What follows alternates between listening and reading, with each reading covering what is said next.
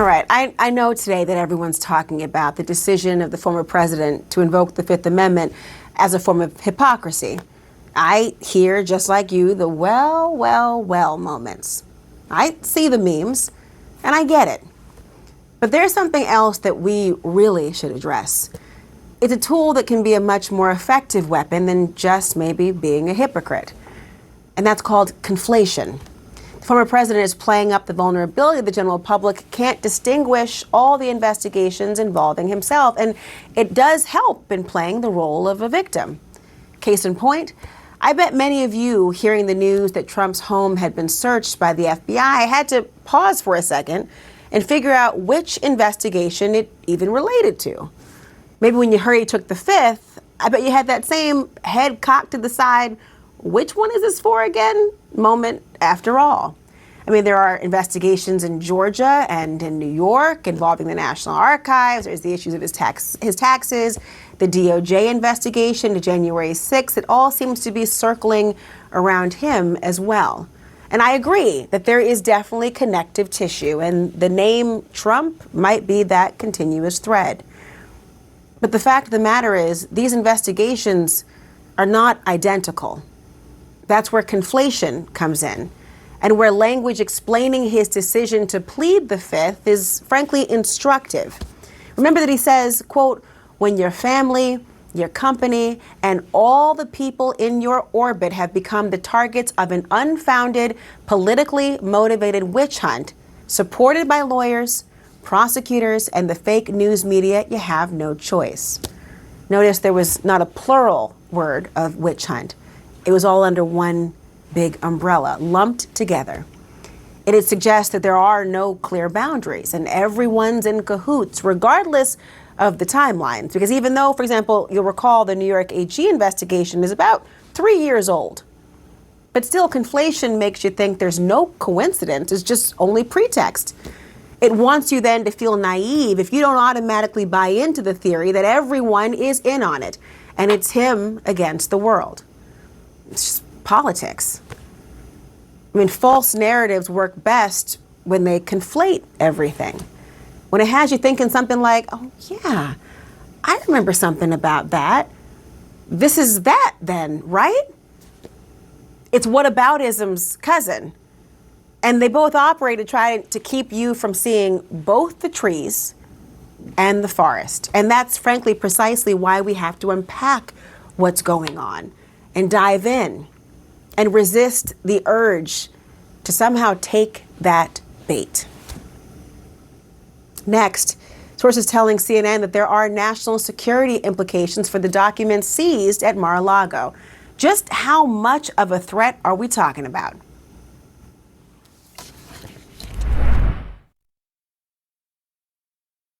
Forecast calls for scattered thunderstorms from strong to severe.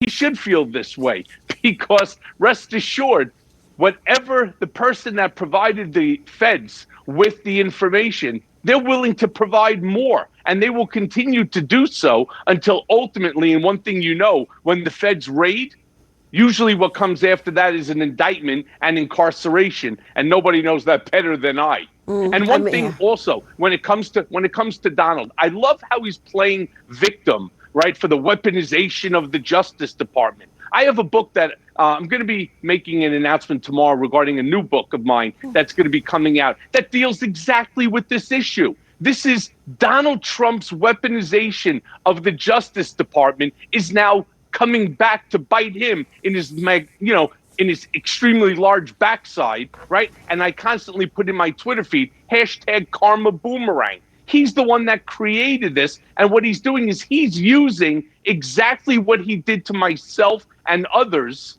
in order to play the victim on. It's really an amazing way of deflecting. Well, either you know how to read tea leaves or you're extremely prescient to already have a book ready to go about this very topic, Michael. I got to tell you, it's sort of fascinating to think about in many respects that for some, as you've articulated, there's not the surprise about the playbook that's happening right now. There are remnants and sort of breadcrumbs leading up to how we've seen this play out in the past. I do wonder how it's going to play out politically going forward. Really important to hear your insight. Thank you so much. So one quick statement Sure. here. The problem, I'm not prescient, I'm not Nostradamus. What I am is familiar with the man, all right? And I was with him for over a decade.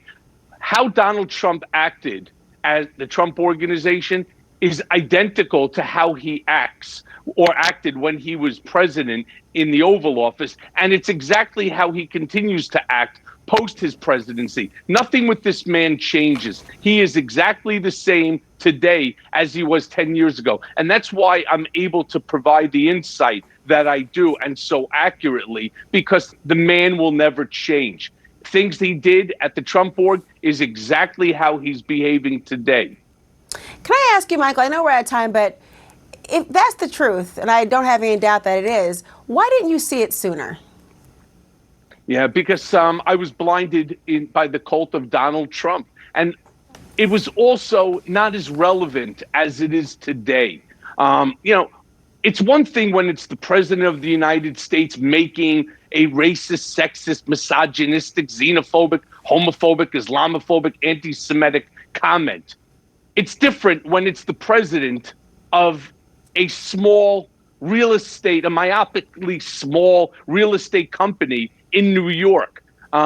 Everybody always knew the kind of person he was, but there was also a lot of good things going on at the Trump Organization. And somehow or another, myself and all of my colleagues, we were all in this cult of Donald J. Trump and the Trump Organization. When he ultimately left that role and became the president, there were things that I was unable to contend with. And that's really also not what got me out of the cult. What really got me out of the cult was the incarceration. Michael Cohen, thank you for your honesty. Nice speaking with you. Good to see you, Laura.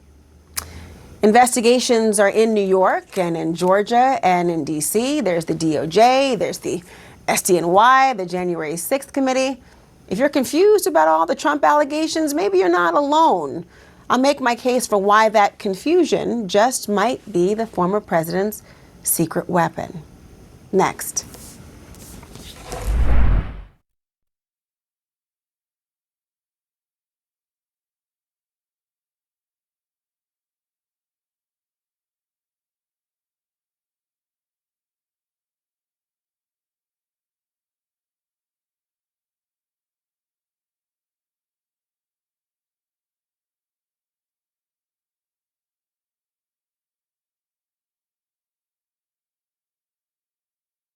Approve this message, and I've caught that fish.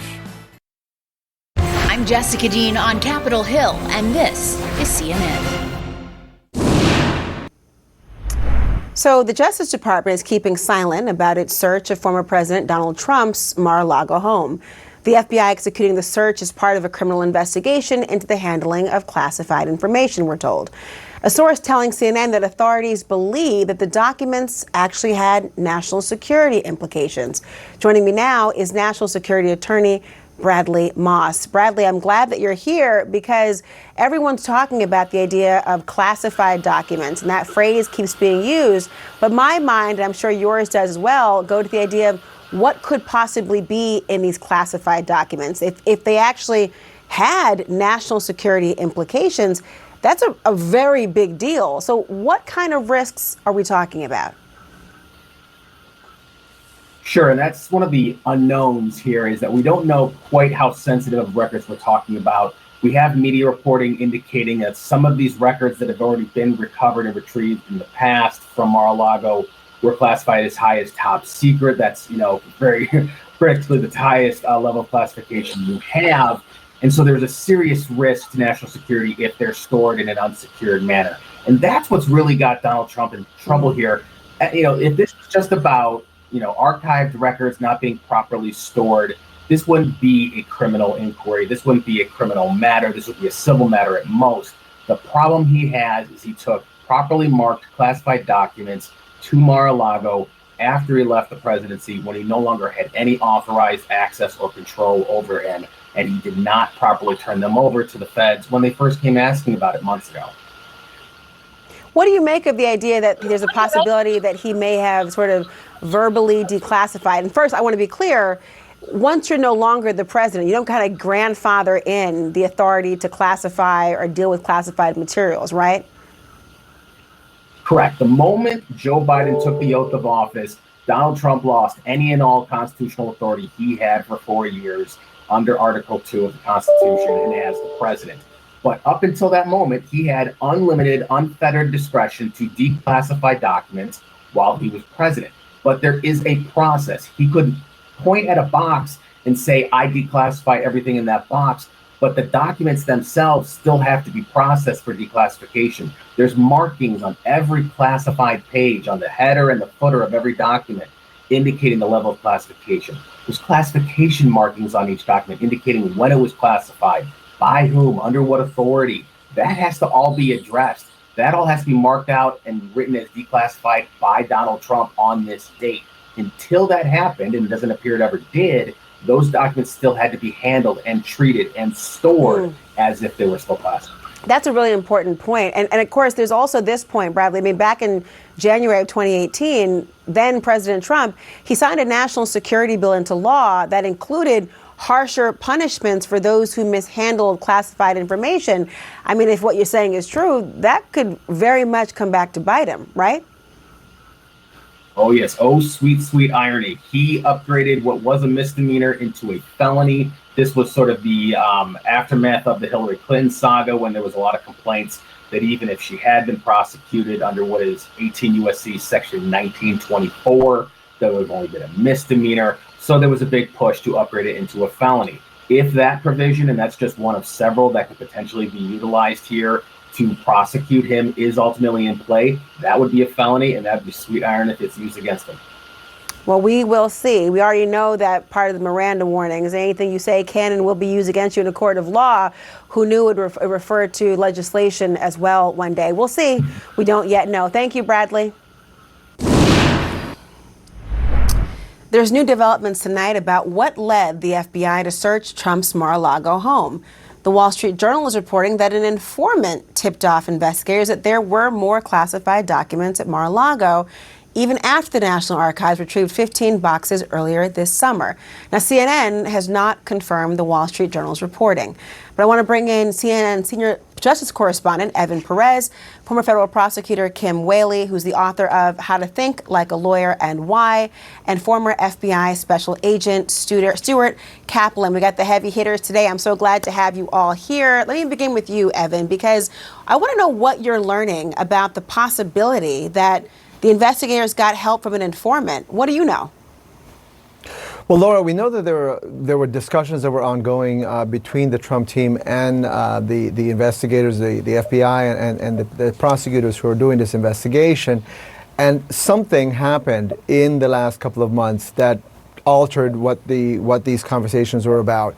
And the Wall Street Journal is suggesting that thing that happened was an informant or somebody who was a witness and knew that there were additional documents, or believed that there were additional documents that were being held at Mar-a-Lago that the FBI wanted to obtain. And so that's what precipitated and that's what prompted the activity that we saw on Monday at Mar-a-Lago, that this informant, this witness, was able to tell the FBI that there were additional things there that they needed to go get, and that's why they did this on Monday.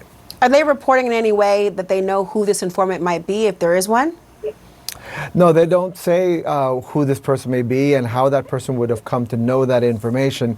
The feature of Mar-a-Lago and of Trump World, as you know, is that there weren't a lot of checks on people coming and going in that circle. So there's just many people. I mean, we've been making calls, and there's a number of people that come to mind when you talk to people about who this could be.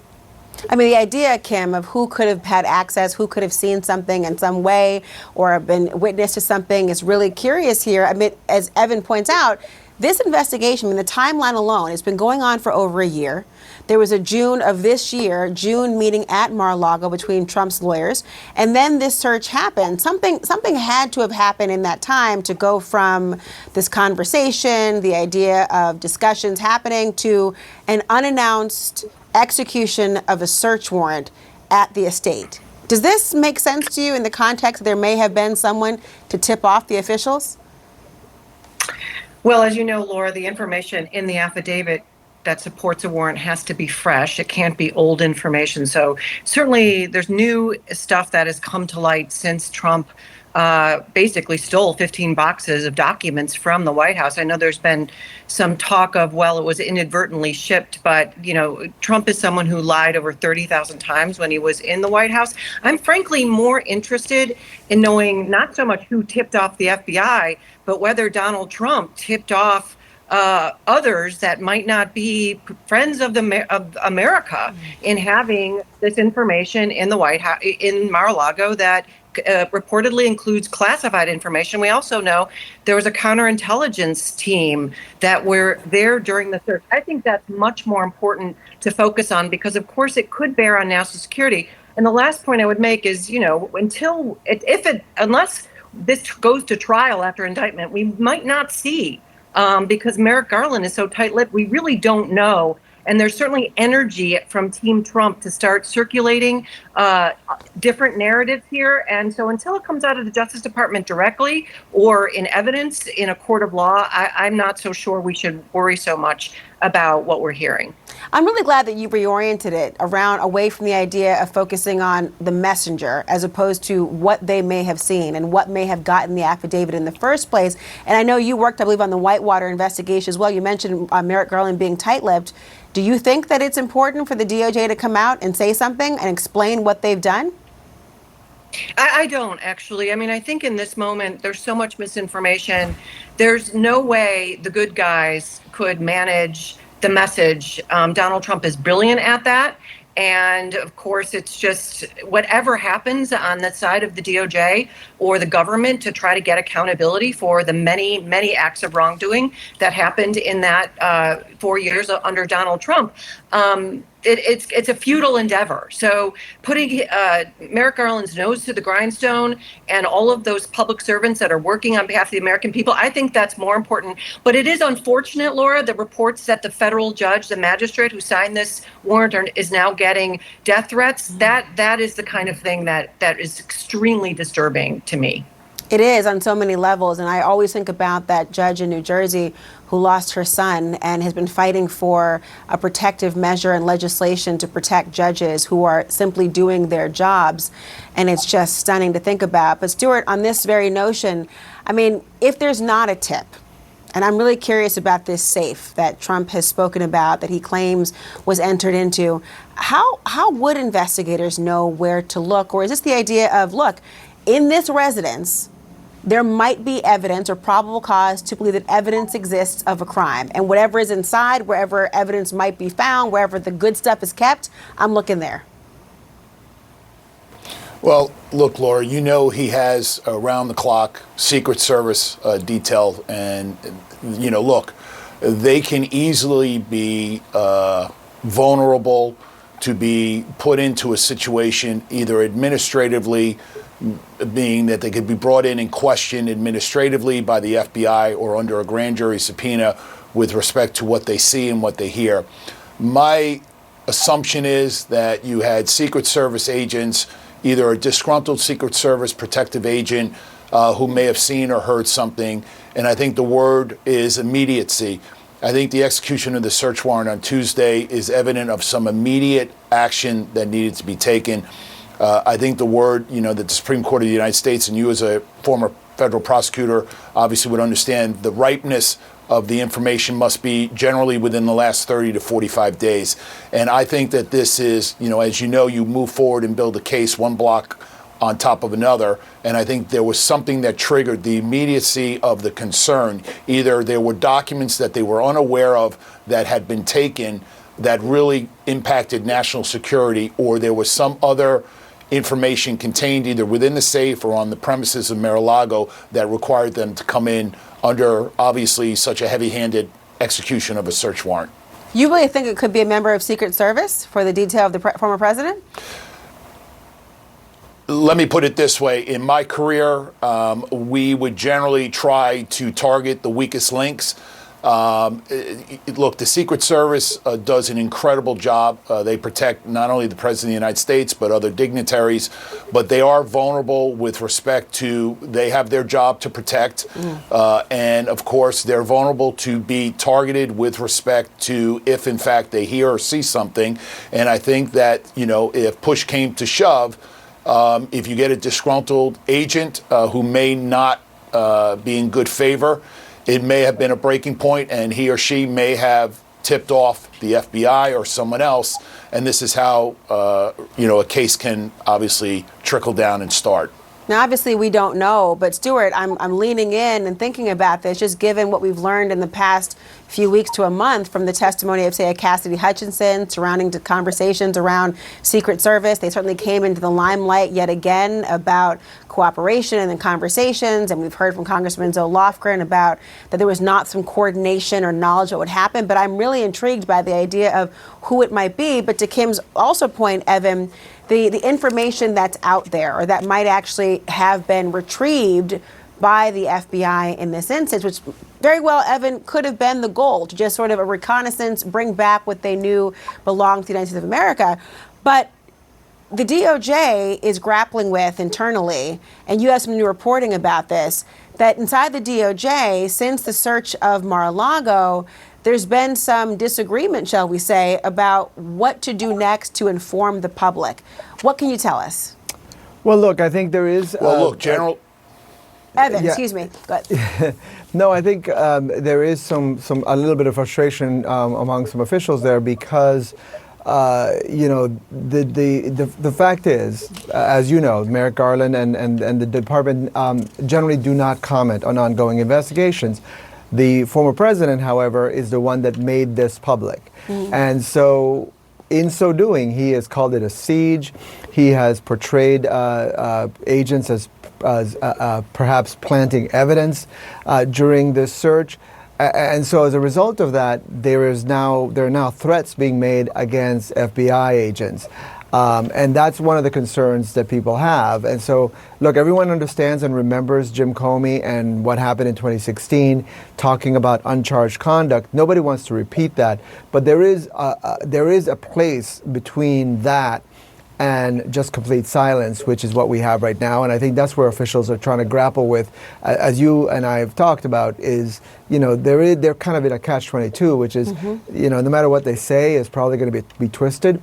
But right now, the only people talking are the former president and his allies, and they're portraying it in a way that is really harmful to the greater, to the purpose of justice. I mean, you certainly see the confidence as it's being described as shaken. I do want to get back to you in one moment, Kim, but I do want to follow up with Stuart for a second because I'd love to know what your reaction is to Evan's reporting that FBI agents were trying to avoid some spectacle in this search and also the mistrust that now is being talked about, even the accusation of planting evidence. What do you make of this? Well, first of all, I think the insinuation that FBI agents would plant evidence is clearly unfounded, and that's just, that's for movies or for fiction. But I am a little disappointed with respect to not the FBI, from the director even up to the attorney general and all those involved in strategizing and understanding and appreciating the potential fallout from this search warrant, meaning they knew potentially what the collateral damage would be. And that's why it begs the question as to whether or not the reward was worth the risk with respect to the FBI's reputation, which going back to 2017, after the firing of James Comey, really was devastating to the men and women. And so now, fast forward 5 years later, I think this has really tarnished and stained the FBI again and has set it back to, a lot of people are going to say that the FBI can't be trusted. The legitimacy of the FBI should be questioned. And so it begs really the bottom line question as to whether or not this type of execution of this particular search warrant on a former president was really worth the price. And I will say, from my vantage point, I'm not so sure it had the the value that we're seeing playing out in social media and in the media, because we are so divided as a country. Kim, I'd love to hear your reaction to that notion, but also on the idea, I mean, you've written quite extensively. We've had these conversations in the past as well about the idea of sort of the inoculation surrounding either a sitting president or a former president, and the optics really in many ways governing the way in which people decide the DOJ ought to be performing and acting. And I just wonder, from your perspective, on the idea of the perils of investigating or searching the home of a former president, what goes and comes into your mind about that? Is the juice not worth that squeeze, democratically speaking? Well, I mean, on Stuart's point, from my vantage point, we just don't know what the payoff is, because we don't have access to the intelligence that gave rise to the search. So on the democracy point, as you and I have spoken many times about, Laura, I take a long view. And Donald Trump has had no accountability for 2 impeachments, the conspiracy giving rise to the January 6th insurrection, that the day doing nothing, the cover up, multiple states of fake electors trying to use the Justice Department to bully people into stealing an election from the voters. I mean, American democracy could actually die in the next few years. I mean, we're also seeing big liars, the election deniers, populating elections across the country.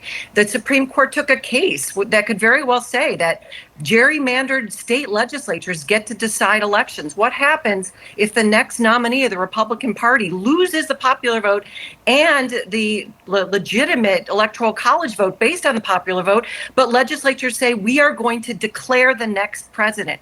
That is all of this at stake. So in my mind, the fact that the FBI agents are willing to stand in the line of fire for democracy and take the heat, somebody's got to do something, because we're hanging on by a thread. So I applaud those people. I have full faith in them. And until there's evidence demonstrating there was some wrongdoing that is presented to a judge in a court of law that is tested, I am going to stand behind the men and women of the American government, civil servants who took an oath of office, and hope that they can carry the ball across the finish line for our children and grandchildren when it comes to the freedoms of this country. A republic, if you can keep it. Thank you all. Investigators are spending hours inside of Mar-a-Lago, where they were, and with more than 100 rooms, I mean, they had a lot to search. And I for one, I see the images. Can we go inside for a second and see what we're talking about? I'm going to take you there. New tonight, the Wall Street Journal reporting an informant tipped off federal investigators that there were likely more classified documents at Trump's Mar-a-Lago property. The estate was searched by the FBI agents earlier this week, and it's a sprawling complex located right on the beach on Florida's East Coast. CNN's Tom Foreman is going to take us inside. Mar-a-Lago is a nearly 100-year-old maze of more than 100 rooms, and the FBI search could have been impossible. At least Sarah Blasky thought so. She's a co-author of a book about Trump and his Florida home. My thought was, how are they going to find anything in Mar-a-Lago? Because there are so many nooks and crannies. But then the Washington Post said some boxes were found in a basement area, and she recognized another focal point. Just above the ballroom on the second floor, the former president's personal suite. And around that same location is where his office would have also been. And so those areas are private. They're accessible only to the family and then also the staff that keep it clean and that kind of thing. Trump spent hundreds of days of his presidency at his properties, Mar-a-Lago above all others. There he played golf at his nearby course, ordered a missile strike on Syria, and entertained the president of China, the prime minister of Japan. Many of the world's great leaders request to come to Mar-a-Lago and Palm Beach. They like it. I like it. We're comfortable. Political allies were welcome, so were members of the private club, who, insiders say a few years ago, could enjoy the warm Florida sun for a cool $200,000 fee, along with the pool and proximity to the leader of the free world. The New York Times called Mar-a-Lago a kind of Washington steakhouse on steroids, where members and their guests enjoy a level of access that could elude even the best connected of lobbyists. Mar-a-Lago is the place that you want to do business with him. It wasn't ever the White House. Mar-a-Lago was the place that you closed deals, and that was because that was where he was comfortable. Trump called all the shots, but then he lost the presidency. This past January, officials at the National Archives say they collected 15 boxes of documents from Mar-a-Lago, some containing items marked as classified national security information, some containing papers which had been torn up by the former president. And now the feds have taken another batch out of Trump's grasp. Exactly what it contains, we don't know. But suffice to say, agents cracked not only into Trump's safe, but also his safe space. Laura? Tom Foreman, thank you so much. Now, of the 10 House Republicans who voted to impeach Donald Trump, 7 of them aren't coming back to Congress. What does that tell us about where the GOP is going?